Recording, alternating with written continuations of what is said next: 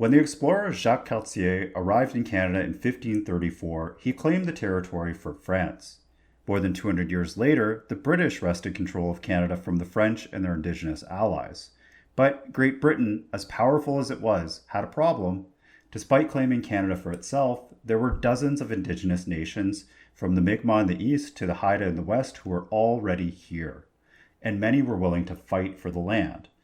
To ensure peace with Indigenous peoples, King George III in 1763 proclaimed, "And whereas it is just and reasonable and essential to our interest and the security of our colonies that the several nations or tribes of Indians with whom we are connected and who live under our protection should not be molested or disturbed in the possession of such parts of our dominions and territories as, not having been ceded to or purchased by us, are reserved to them, or any of them as their hunting grounds." Specifically, he went on to proclaim that those parts of North America west of the rivers that flowed into the Atlantic Ocean could only be taken from Indigenous peoples if they chose to cede it or sell it to the Crown by signing a treaty at a public meeting. These treaties would give up the land to the Crown in exchange for goods, money, and promises like continued fishing or hunting rights and small land reserves. Over time, most Indigenous nations from Ontario to northern British Columbia signed treaties, some willingly and some arguably under duress. While these treaties have often been ignored by the government, leading to expensive lawsuits, they remain legally binding documents. But there are some parts of Canada, mostly in British Columbia, where even to this day treaties have never been signed. This was because by the time the British wanted to use those areas of Canada, the state was already so powerful compared to the First Nations.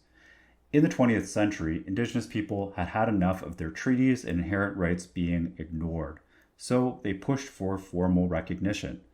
In 1982, they got formal recognition of their rights in Section 35 of the Constitution Act. This was passed into law recognizing and affirming the existing Aboriginal and treaty rights of the Indigenous peoples of Canada.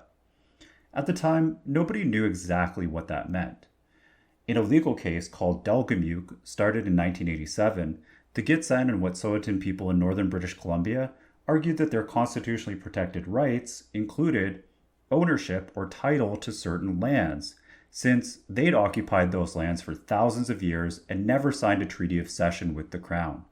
British Columbia, meanwhile, said that any title they had had was extinguished when BC joined Confederation.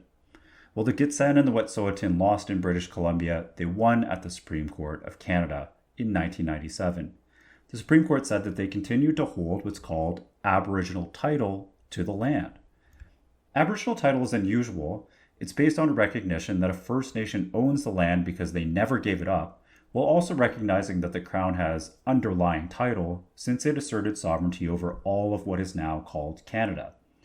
As a result, Aboriginal title includes the right to decide how land is used, exclusive use and occupation, economic benefits from the land, and the right to manage the land, but it's held by a First Nation as a group, and as per the rules of the Royal Proclamation, it can't be transferred to anyone but the Crown.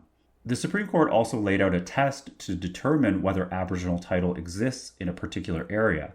The Indigenous nation has to show that they occupied and controlled the territory before the declaration of Crown sovereignty, which they can show, for example, by showing they mixed their labor with the land, or that they used it for hunting, fishing, or harvesting.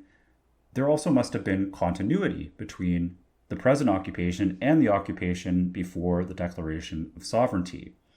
And there must have been exclusive occupation by the Indigenous group, as in they must have been able to keep out all other groups the whole time. This is very hard to show. That's why, as of mid-2025, only the Silcotin and Nuchatlat have had their Aboriginal title recognized by courts. And there's another catch. Aboriginal title, much like private property rights, can be infringed. According to the Supreme Court, the government can interfere with the First Nations' use of the land, for example, by building a pipeline or a dam, as long as the First Nation has been properly consulted. The government has a compelling and substantial goal, and the government's actions are consistent with the Crown's obligations to Indigenous peoples. So the legal reality of land rights for Aboriginal people in Canada is much more limited than it might first seem. Many Indigenous people argue that this is unfair. Some say their ancestors never intended to give up ownership of land through treaties, and so their territories remain unceded. Others argue that European concepts of property are incompatible with Indigenous understandings of the land. One thing's clear, we're all stuck in this together now, and we need to find ways to settle our differences. One source of hope is modern treaties, including the James Bay and Northern Quebec Agreement and the Nisga'a Final Agreement in Northern BC, that have given Indigenous nations back a lot of decision-making powers in their traditional territories.